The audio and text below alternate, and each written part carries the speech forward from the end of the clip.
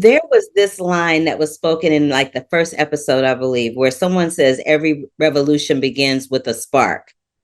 And I wanted to know what was the spark that lit a fire under the three of you to bring this adaptation to the screen? I think it's falling in love with Naomi Alderman's novel, which came out in 2016. And it just felt to me like the project that I've been waiting my entire career to do because yes, it's ambitious, it's global, it has these characters, these diverse characters from across the world that aren't typically the heroes of their own shows.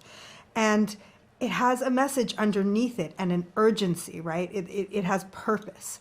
And that's what I want to do as an artist. That's why I'm here, is to tell stories, hopefully, that make us think and also are wildly entertaining.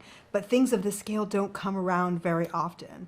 So getting to be a part of this show is something I pursued heavily for years. And I was so thrilled when Amazon brought me on board to finish this series. And it's been the greatest gift of my career. No, I mean, exactly that. As soon as I read it, I was like, we're a company called Sister.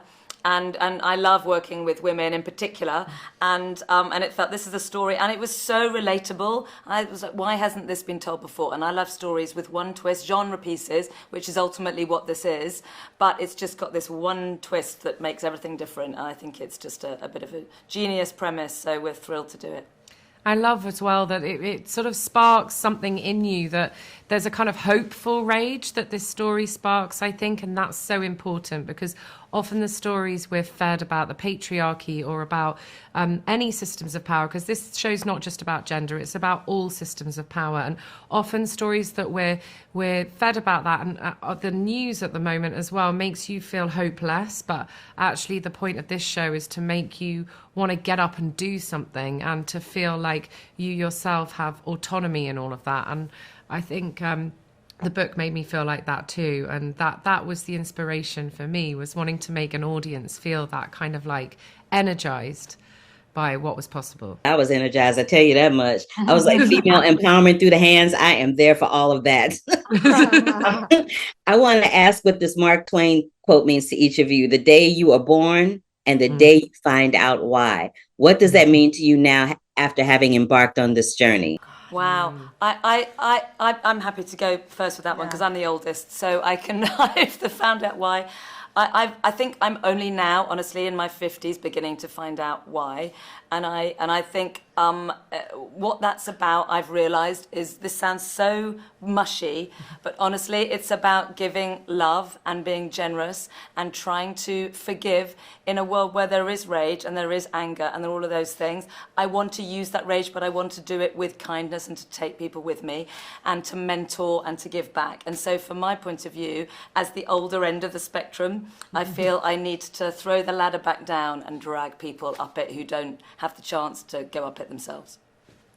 I think that's so well said, and I kind of echo it, but the other thing I would add to it is that I always knew that I wanted to be in this creative field and work with others and collaborate and tell stories. But one of the things I've learned through my career is that it's not just the quality of the project that you make, it's the process of making it with other people and the way that you treat and respect those around you and hold hands with them on this journey. And that's something that I feel I'm imperfect like anyone, but I'm motivated to do good together as a team to make the world a better place through storytelling. Yeah, well, I agree. And I feel like younger people coming up in the industry, I find it really, really inspiring when you have those people that, or in any industry, especially creative, when they know they want to be in it, but they don't know which bit of it they want to be in yet. And then you see them realize the bit they're good at and get on the first rung of doing that. And that's always really exciting. And I feel like in this show, there's these moments where you see these iconic characters just sort of realize, hang on, because they become the future leaders of the world. You know, these normal, well, then none of them are normal, actually. They're all iconic anyway. Even before they get the power, they're iconic and they were going to do amazing things. But, you know, these people who kind of go on a journey where you see them go on a kind of epic journey of realizing their destiny, for good or bad, is just so exciting. And not many stories are that big or that provocative. I love power. I love that you got a company called Sister. I'm there for all of that. And I'm looking forward to other people seeing it and checking it out and feeling the same way I did. Oh, thank you so much. Thank you. You're welcome. See ya. Bye.